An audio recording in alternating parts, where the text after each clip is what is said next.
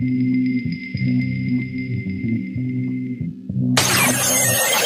John Anik and Kenny Florian podcast. Gangsters, what's up, guys? John Anik, Kenny Florian. Oh, my God! You want a podcast? Great. So you have some audio on your website that nobody goes to. Here are your hosts, John Anik and Kenny Florian. How good is this live episode of the Anik and Florian podcast? It's a fight fest here in Las Vegas, Nevada. I'm getting a little bit emotional.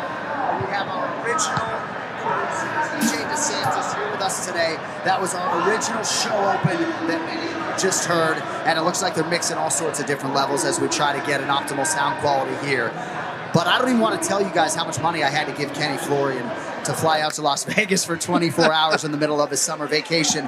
Great to see you, my man. You know, we do this podcast twice a week, but we're never together. So I know, dude. It's good to see Finally, you, finally. You look fantastic, by the way. Thanks, buddy. Always tremendously dressed. It's good, man. It's great to be here. The energy's amazing. I think it's appropriate. This card tomorrow is going to be insane. I know you've been running around like crazy doing basically everything right now, and I'm just glad you're here, man, and in one piece. Well, it's great to be here, and we're very excited to share a live show with fans and to certainly meet a lot of these fans that have come out after the fact. I got one guy here who bought my One More Sleep merchandise, so as soon as I'm done with this live show, I'm going to go give that guy a hug, if not a French kiss. But it is great to be here, and we're certainly going to dive into this card and do some of the more traditional things that we do on the Anik and Florian podcast. But, you know, you and I were on that stage several years ago to do a Q&A when we were broadcast partners, and it's pretty amazing to see where the sport is at right now. Like, every time we do a Hall of Fame induction ceremony, as we did last night, you realize, like, this sport just domestically, at the very least, it just keeps getting big. No question about it. You can see it by these types of events, but even outside of things, people who are talking about the UFC all the time, and not only talking about the UFC, but like going into detail, and that are true fans of the sport, whereas before they're like, yeah, I kind of heard of it, or I've seen some fights, or one or two people that are really into it. Now everybody is into it, and obviously, you know, all the broadcasting deals that have been done over the years have certainly helped, but it's the levels of the fighters too. Everyone stepped up their game in all different ways, and I think this is the result of all of that. And I do think one thing that has also brought people in is the gambling, right? I just think a lot of people like to have action. For me, I'm betting on Major League Baseball every day. I'm contractually prevented from betting, of course, on mixed martial arts. Right. The day I retire, I'm going to lose so much money betting on MMA. You know, I don't think I'll be a sharp MMA bettor. But, yeah, I think the gambling has brought a lot of people in. And I don't think you can overstate, in terms of our domestic footprint, how big it was to be the first show in town after COVID-19. Like, everybody's home during a global pandemic, and the only thing on TV is mixed martial arts, essentially. Absolutely, dude. It kind of goes back to, you know, when you are presented with a problem, how do you approach it? Do you see it as an opportunity, or do you see it as an actual problem? And I think for the UFC, they saw it as a major opportunity. Everything else was shut down. UFC decided to open up, and that, I think, really changed a lot of things. Well, thank you to the entire UFC Fight Pass team, TJ DeSantis, program director Crowley Sullivan, putting it all together. A tremendous thrill for us to be able to be here today and to do a live broadcast. We're going to dive into UFC 290, of course, and for me, it's sort of nice to be doing the show right now, because a lot of the insights that I accrue during the fighter meetings don't make it to the Anik and Florian podcast, because our shows are already in the can.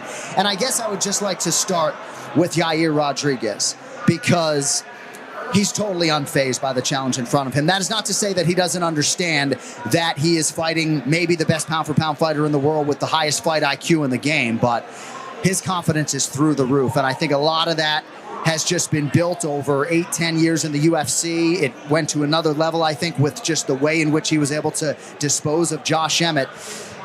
I'm not sure if he's going to win. You know, nobody has that answer, but I do believe I can sit here and call him a live underdog. What are your thoughts on Yair? Yeah, you mentioned him being unfazed. I think we can go even further and say that when the lights shine, even if he loses, he always shows up even better in some way, shape, or form. It seems like he's able to take in the energy of the event and bring his best self, regardless. Like, he's always going to show up because of that, and I think that's why he's such a dangerous competitor.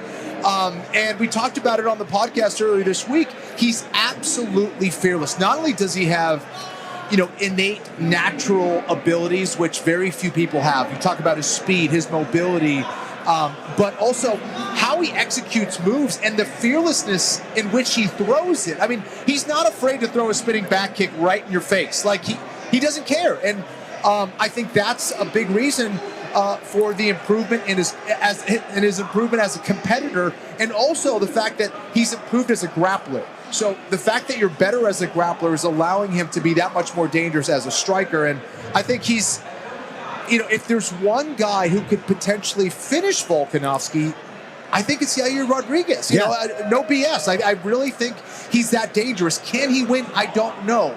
Volkanovski doesn't make many mistakes, but Yair Rodriguez is as dangerous as anyone in the world. We are scheduled to be joined by a few guests over the course of the next half an hour or so. Belal, remember the name Muhammad, I'm told, is making his way here, as is Brian T. City Ortega. And it looks as though the man has arrived. The number one welterweight contender, Belal. Remember the name Muhammad. Appreciate you gracing us with your presence today, my man. How you doing? My brother, it's honor to be on your show in person with both you guys now. The only show I listen to, the only podcast I listen to besides my own. So I drive to practice 45 minutes every day to work. If you guys ain't listening to Anik and Florian, I don't know what you're listening to.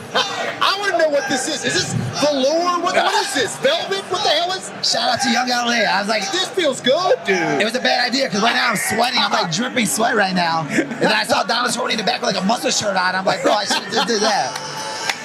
So we were just talking about Yair Rodriguez, and certainly you were with him during training camp, so we're going to get back into that, but I'm not going to bury the lead because we are sitting here with a man who is going to challenge for the UFC welterweight title at some point in time. So I would like to talk about you for a minute. Do you know anything as to what is going to happen over the course of the rest of 2023, or are you just kind of biding your time right now? Just basically waiting to see when they book that fight. I saw Leon Edwards in the back. He was like walking with his head down, looking away, and I was just like, should I walk up to him and slap him or something just to make something of it? Because that's the only way you get any attention out here nowadays. But I'm like, I'm going to keep replaying that video of Dana saying, Belal Muhammad 100% got the winner of Kobe and Leon. So like, that's what you work for. You work your whole career to get to that number one spot. So for me now, it's just growing, getting better, keep training, keep evolving, and then once one of these guys is ready, I'm ready to go. Kenny, Alexandre Pantoja just sat for a year to preserve this title fight against Brandon Moreno, and not unlike your situation, right? Moreno and Figueiredo had to sort of finish up their business. A lot of people, when they ask me about your future, I say he's going to wait. But what would you say to the Team Muhammad fans or people out there who suggest that you're going to get impatient and take a fight? Are you going to wait? I mean, I'm very impatient because, like I said, I'm always working, I'm always training. But for me, mentally, I have the people around me that are telling me, like, bro, now it's this is where you're at. The goal is the goal for me, and it's always the goal for me. It's like, if I had to, I was in the unknown probably like 6-7 months ago of like, man, where am I going to fight? What's next? I'm still on an 8-fight winning streak. I still deserved it 8 months ago. Then all of a sudden they called me 3 weeks, said, you fight Gilbert Branch, you're guaranteed a title shot. And it's like, that's all I need to do. So now there's like nobody out there for me now that's like, oh man, if I beat this guy, then I know for sure I'm going to get the title shot. It's like, I already did that. I beat the top 4 guy in the world, the best guy in the world who fought for the title, who was supposed to be the hype man to be next for the title. And I just went out there and dominated him easily on a 3-week notice fight. So it's like, I don't know what else I got to do. Well, do you like that time off? Because it seems like every time we see you fight, you have some new wrinkle or set of wrinkles to your game. But do you like the fact that you have more time to kind of add more wrinkles, add more things to your game, kind of underneath and kind of go incognito, or do you like staying more active and fighting more often in the octagon? For me, I like to add those wrinkles to my game because I get to have fun. I was just in training camp with Yair Rodriguez. Training with a guy like that, seeing how he moves, his footwork, everything, I'm always picking up something, and I'm like, oh, maybe I'll try that for my game. And I think me adding those things to my game is just going to make me that much better. So being in a camp with him, my other training partner, Ignacio Muhammad, is fighting August 5th. I got another one fighting in Australia. So like being with those guys, watching their opponents, helping them train, it's only going to keep making me better and better. And being in Vegas, I was just training with Marvin Ventura. I trained with all these other guys that are down here. So like, I'm that guy that I'm not afraid to work with everybody because I don't have no weaknesses where it's like, man, I don't want to show these guys that I do this or I'm bad at this. Like, I want to work with everybody so I can learn from everybody. I just think you owe it to your fans to wait for that championship opportunity. That's all I'm saying, right? You earned it. It's guaranteed. No. You got the Gilbert Burns fight, the big fight. You want it going away. Yeah. You might have to wait a year, my brother. Yeah, no, it's exactly it. So it's like having guys like you around me. My coach Lou's telling me like, bro, this is what you waited for.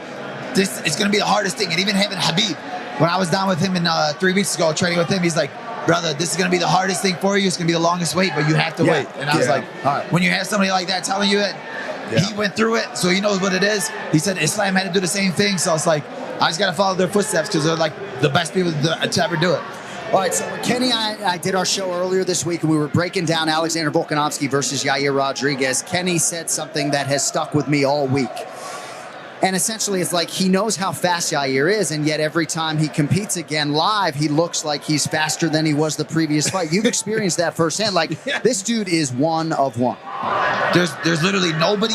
I've trained with a million people all over the world, the best gyms in the world, and I've never gone with anybody that moves, strikes, just like flows like Yair. When he's in a free state of flow, there's nothing like it. And it's like amazing to see because I'm like in there trying to give him a look.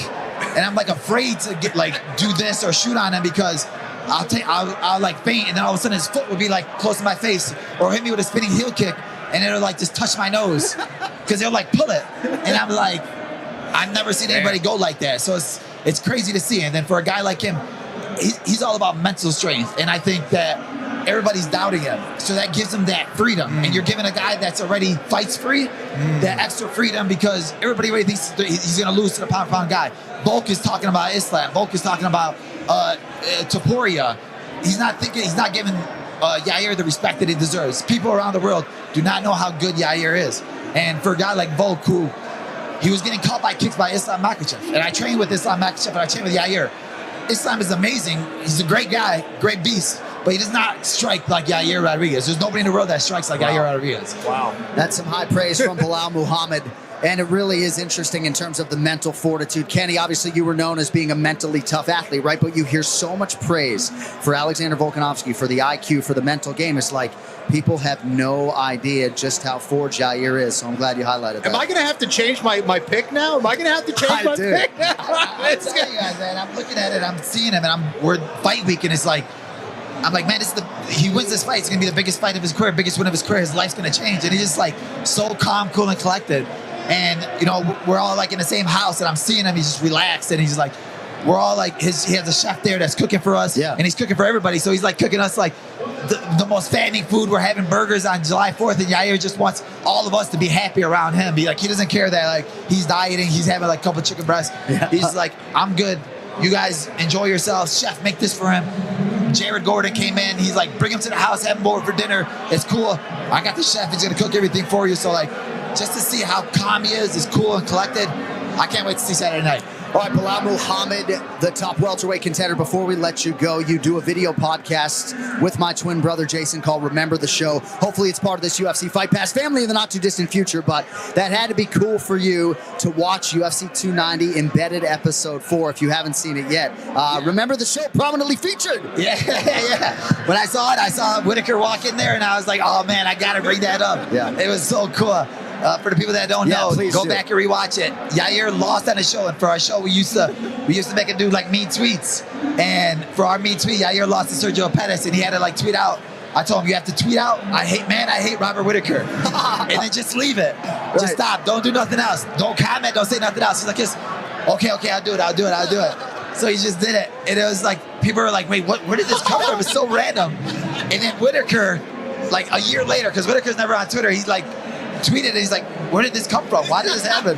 Hilarious. And I just started busting out laughing, and I saw both of them in the same room, and I was like, man, it's gonna be so funny. Belal Muhammad, congrats on all your success. You've done it all the right way. We can't wait for the title fight. We appreciate a few minutes today, my brother. Thank you, brother. Appreciate you. Belal Muhammad with us live here at the UFC X Fan Expo on this live edition of the Anik Florian podcast. We are also scheduled to be joined by lightweight contender Matt Frevola, and maybe even Brian T. City Ortega, but it looks as though the steamroller Matt Frevola is going to make his way to the broadcast booth right now. And yeah, a lot of steam for Yair Rodriguez on the ground. there are different prices all over Las Vegas, right? I think on DraftKings Sportsbook right now, Yair Rodriguez is maybe plus 290, can be had at plus 360 in some other spots as well. All right, we are now joined by a man with a number next to his name, one of the top lightweights in the world, Team Serra Longo's Matt the Steamroller Frevola. It's great to have you here, brother.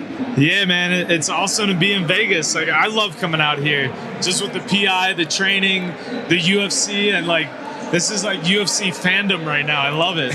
Well, we love your energy, and we're happy to have you be a part of the show today. So, in terms of your fighting future, obviously you're coming off the biggest win of your career, and I guess you're just kind of idling right now, waiting for that next matchup. Is that right? Yeah, you know, I'm always in the gym, and honestly, I'm having so much fun right now training, and I'm coaching a little bit, and you know, helping out all my teammates. I'm still sparring. Anybody who needs rounds, like at the gym, they know they just hit me up, and I'm there, and you know, getting better. You know, that's the name of this game, is like evolving. I got some things out, you know, me and Ray, and we're trying to tighten up, and you know, the next one's the big one. You know, it's all these fights are just gonna get bigger and bigger. Matt, do you like cornering? Does it help you mentally, or does it help you to compete when you're in the corner, when you're helping a guy get ready for a fight? Yeah, 100%. Like, I love it. You know, because you're in there. Like, when you're like cage side like that, I feel like I'm in there with them. You know, Right. And just like helping them with their preparation, just talking with them, you know, sharing my experiences with them, and helping in any way I can. Like, I love this. You know, What's more stressful for you, fighting or cornering? cornering. Yeah. Cornering. Because, you know, like the classist thing, when I'm fighting, you know, I can control. I know what I have to do. Right. You know, I've prepared for this, and I know what I have to do. Cornering, I'm like, you know, trying to tell it. You know, I'm coaching. You know, Right. He's got to be in there and do it. So, but it's awesome, man. And like back to back too. You know, I'm going Nas this weekend, and then I got Billy Q August 5th. That's right. Yeah. So it's you know, I don't have a fight right now, but I'm busy. Yeah, well, that's good, and we're very happy for all of your success. You've done it all the right way. I do want to ask you a little bit about UFC 290 coming up this weekend. We have two championship underdogs, Alexandre Pantoja and Yair Rodriguez. I'm curious, of those two guys who are trying to spring upsets against Brandon Moreno and Alexander Volkanovski, who do you think has a better chance to win Saturday? Yeah, honestly, you know, Volk's the man. Like, I just think he's the man. Those Max Holloway fights, Max Holloway, you know, Max Holloway was the man. Yeah. And Volk beat the man, so now but Yair is so exciting, you know, he's always got that puncher's chance, that spinning kick, wheel, jumping, flying, you know, knee, like spinning elbow. So he's always got that punch, that chance, which I'm excited to see. But I think Volk is just the complete, you know, better fighter, and he's tough as nails. You know, I could see him like eating something and then getting the takedown, weathering that storm, and then just taking over. That's the crazy thing that I think about for this fight, right? It's like you hear about Belal talking about, yeah, you're striking. You're like, wow. Volk's one of the best strikers in the UFC, but his best path to victory is to take Yair down, right? I mean, not to say he can't strike with Yair, but it's way safer. Yeah. And that's what, you know, being so well-rounded is all about. You know, he can take the path of least resistance, right, with his wrestling, with his ground and pound, you know. But he can strike with them too. So, and he's gonna have to. You know, every fight starts on the feet. Exactly. So. It's not out of the realm of possibility, Ken Flo, to your point, that Alexander Volkanovski could win a 25-minute kickboxing match against Yair Rodriguez. But in terms of the danger factor, right? I mean, I just got into this with Michael Bisping a little bit. It's like, dude, the canvas is your fucking friend. Make no mistake about it. You know, get the fight to the ground. I know, yes, Yair's supremely dangerous with his triangles and his guard and everything else, but like, bro. On the feet, he's too dangerous. That's the problem. Yeah. Especially early in every round. Yes. Like he'll even in the championship rounds, I think he'll come out. He'll have a hot 2 minutes. Right. You know, and then we'll see, you know, his championship cardio. And you never know what he's going to throw. That's the other thing. It's not like he's got a dangerous right hand or a dangerous. You have no idea what he's going to throw. He's going to throw it from anywhere with bad intentions. That spinning elbow was insane. It's nasty. I know you love the elbows. Yeah, I know you love the elbows. UFC lightweight contender Matt the Steamroller Frevola with us on this live edition of the Anik Florian podcast presented by UFC Fight Pass. I want to ask you one more question on 290 before we let you fly. Your guy Billy Q is going to be joining us next. So Dracus du Plessis and Robert Whittaker are fighting in an eliminator. And 9 weeks after this fight card is UFC 293 in Sydney. Now, du Plessis wins, right? They'll glue his face together and he'll make the walk in 9 weeks, right? But for Robert Whittaker, if he's going to get a third crack at Izzy, knowing Robert the way I know him and the way he's wired, like even if he knocks du Plessis out with the first punch he throws, I find it exceedingly hard to believe that Whittaker's going to, go home immediately, recover, and get right back into training camp. Like, if he's going to have that third fight materialize, I just don't think it's going to be on this abbreviated timeline. Any thoughts on that? Yeah, I see Whittaker winning that fight too. But, you got to see how he feels. For him, he's got this fight coming up. He's thinking there is no tomorrow. Right. It's Dracus, right? And there is no tomorrow. So you got to see how the fight goes. Maybe he goes out there and he gets a quick finish in the first round, comes out and he can come back. I'm sure he wants to. As fighters, we always want to be ready. After every fight, I'm like, yep. Right after the fight, getting right back to training. Like only 1 week of cream rolling this time, but then that turns into a little bit and then the injuries start happening, and then everybody's got their own timetable, and but you got to stay present. You got to take it one fight at a time. I think Whittaker has that fight on Saturday, handles business, and then he'll know. He'll know. All you can hope is that the UFC respects that. And in terms of your timetable, I know they featured you on a lot of big cards, on a lot of pay-per-views. I don't have to tell you that we will be doing a pay-per-view at Madison Square Garden in November. Based upon speculation or information, is it your expectation that might be the date for you?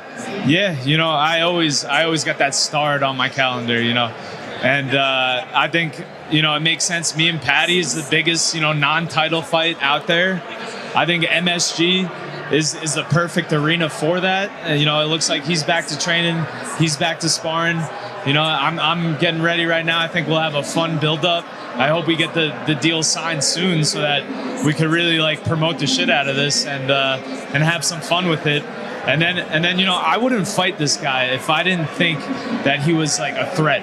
I respect his skills. I know that he's good. He's been running the European scene for a long time, and he's 4-0 in the UFC, 3 finishes, I think. I respect his skills. And that just, it excites me. Well, and you can leverage your ranking, right, too, and sort of entice him in. Now that you got the number next to your name, Paddy Pimblett beats you, he can take your number. So Exactly. I just see him going for that flying triangle and me rampage slamming him to sleep. I'm sorry. That's just what I see. Well, congratulations on all your success, and we very much appreciate you stopping by for a few minutes. You guys are the best, man. I listen to you every week. Cody's the man, too. Cody crashed the Fred Fest. We had a great time, and good things coming, boys. All good things. Matt Frevola, appreciate your time, my man. Matt Frevola joining us here live on the Anik Florian podcast. We'll see what happens. He's been on a lot of pay-per-views. I think Madison Square Garden's probably going to come calling for him. But we are now going to be joined by a guy who's actually smack dab in the middle of his training camp, getting ready for a fight on August 5th in Nashville, Tennessee. His name is Billy Quarantillo. Good to see you, champ. Good seeing you, brother. What's up, man? Billy Q's in the building, ladies and gentlemen. What's up, brother? What's up? Looking Just hanging out good. with, your doppelganger. Yep, my twin brother is here. He's got hair down to his asshole, which is an interesting decision at 45 years of age. But hey, whatever he wants to do is fine. So this is nice. You got the Billy Q MMA polo. We got the matching J's. I mean, dude, looking good, man. Phil Rowe actually said I look like a gym teacher. So I'm like once I put it on, he's like, yeah, you look like a gym teacher. I'm like, God damn it. It be your own people. But hey, We'll get you a whistle as you leave the desk. If I got a whistle, they're talking about this basketball game today. Maybe I'll rep it. We'll see. Yeah, maybe one of those caps with the hatless. Exactly. But Phil Rowe, he's just a trash talker, which I grew up around trash talkers, so I love that kind of stuff. But yeah, I wanted to look professional. So, we're out here. So basketball is like a major injury waiting to happen. Is there anything you can tell the Billy Quarantillo fans out there about your participation in this game? Yeah, I don't know if I'm going to participate because of that. We were actually just talking about that. Your brother has some undisclosed injuries he doesn't want to mention. Right. I also, obviously, I'm in the middle of training camp. I'm a little banged up myself. So we'll see, man. Maybe I'll just go and watch, or maybe I'll just sit this one out. I am the whitest white boy, when it comes to basketball. So, they're like, yeah, come play. I'm like, nah, I don't know. We'll see. Maybe you guys need a 6-man or something. So for fans that don't know, tell us what's going on August 5th in Nashville, Tennessee, USA. Yes, yeah, August 5th, got a huge matchup against Damon Jackson. We're two guys coming off big losses to top 15 guys. So I think we're right on the cusp of we can both either one of us can win this fight and get another chance in the top 15.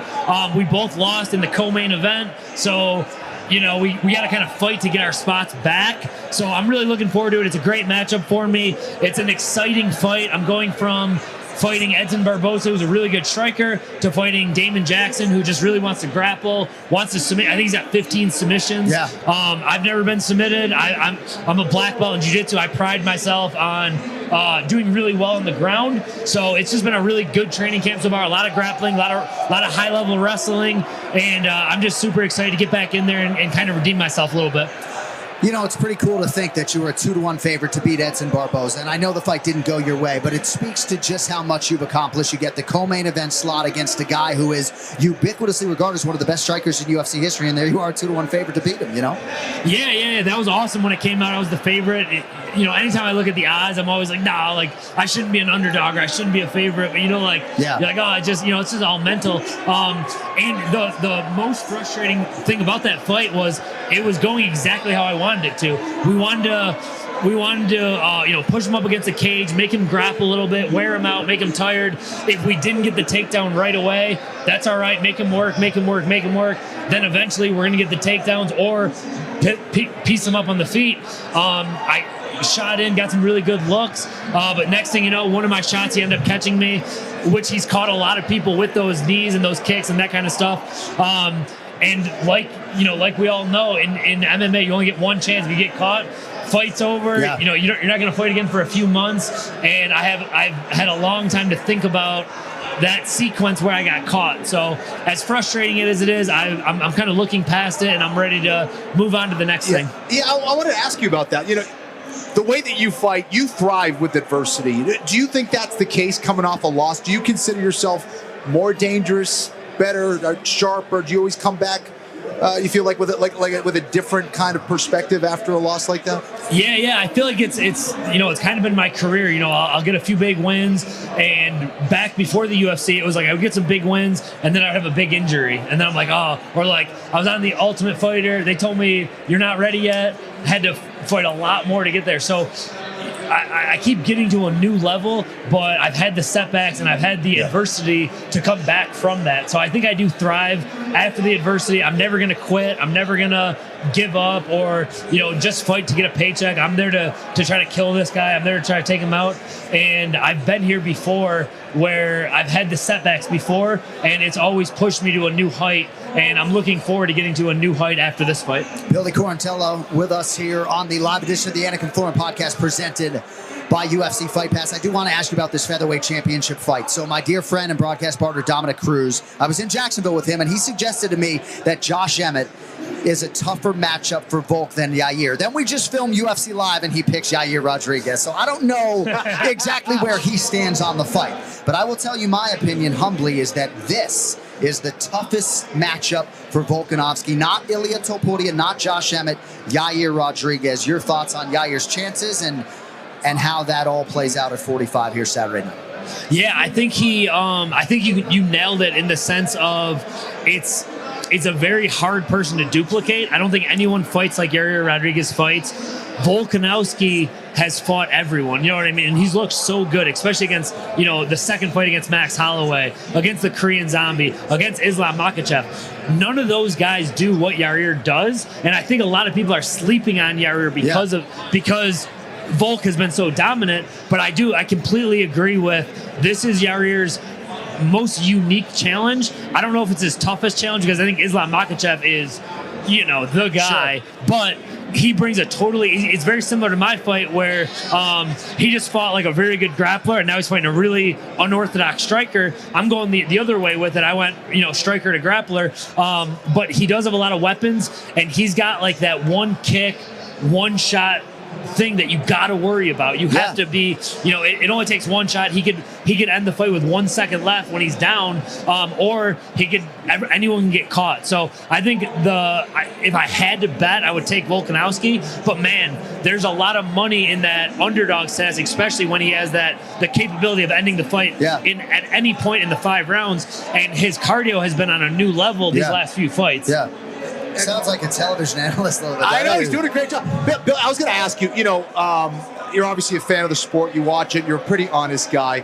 145-pound division is insane. 155-pound division is insane. I think it's like between those two divisions of what is the toughest one in the UFC. In your opinion, what is the toughest division? Or is it another one? Yeah, I mean, I always look at it as like a fan, and the fights that I watch the most are those fights. It's 35, 45, and 55. Yeah. Those are guys that I could be fighting. I feel like the 35-pound division's been on fire lately. Yeah. But yeah, I always will consider our division like the most exciting. I'm always, batting for the featherweights. There's a lot of younger guys coming up. There's some older guys in the top that are kind of moving around. Yeah. So I love the 40. Those 3 are my favorite divisions. Stacked. And I think both, all 3 of those top 15s, there's so many fun matchups. We got some teammates that are in the 55 division that they're looking at. Right now, I'm not even, looking at, going into that last fight, it was like, all right, like, in the back of your mind, who's going to be next after, get through Barbosa. And now it's like, it could be this guy, could be this guy, could be this guy. Now it's like, dude, just go out there, go get a highlight reel victory, go get a win, get a win, get back in the winning column.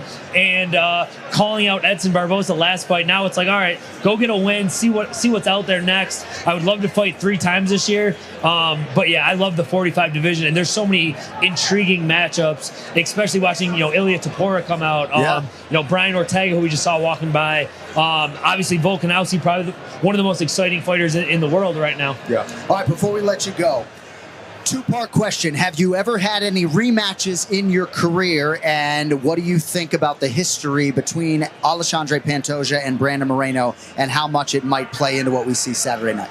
Yeah, so I've never had a rematch. Wow. I've never beat someone and they've never called me out after. And I kind of understand how the UFC works, unless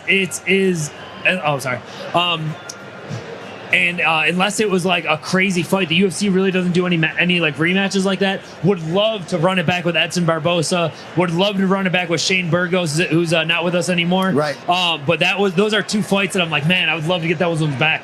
I think that I'm so excited about the Brandon Moreno fight. I think he's come such a long way. And I love his underdog story about, getting cut from the UFC. They got rid of the 25-pound division, him getting back in the UFC, and now he's the world champion. And now he gets his Israel Adesanya moment where he's fighting a guy who has his number right now. Yeah. I'm rooting for Brandon Moreno. He's one of the Iridium guys as well. So I think Moreno's going to take it, and I think he's grown more as a fighter in the last couple of years. Yeah. 7-1-2 is Brandon Moreno since that last fight with Pantoja, and I don't have to tell you guys, 6th straight title fight for Brandon Moreno this weekend. All right, Billy Quarantillo, you can see him in the Octagon August 5th, Nashville, Tennessee, against Damon Jackson. My man, Billy Q, appreciate you, brother. Thank you so much for having me, brother. Kenny, Billy, man, good to see appreciate you, brother. Absolutely. Billy Quarantillo with us live on the Anik Florian podcast. We have about 5 minutes to go, and then coming up 2 p.m. Pacific, UFC Fight Pass is taking over the main stage. But I want to get some final thoughts on UFC 290, and we appreciate all the fighters, Belal Muhammad, Matt Frevola, Billy Quarantillo joining us here today. So we have some unique situations here at UFC 290 when it comes to Bo Nickel and Jack Della Maddalena. We're supposed to fight Tresean Gore. We're supposed to fight Sean Brady, and instead we have a couple of UFC newcomers stepping in. It's a crazy situation.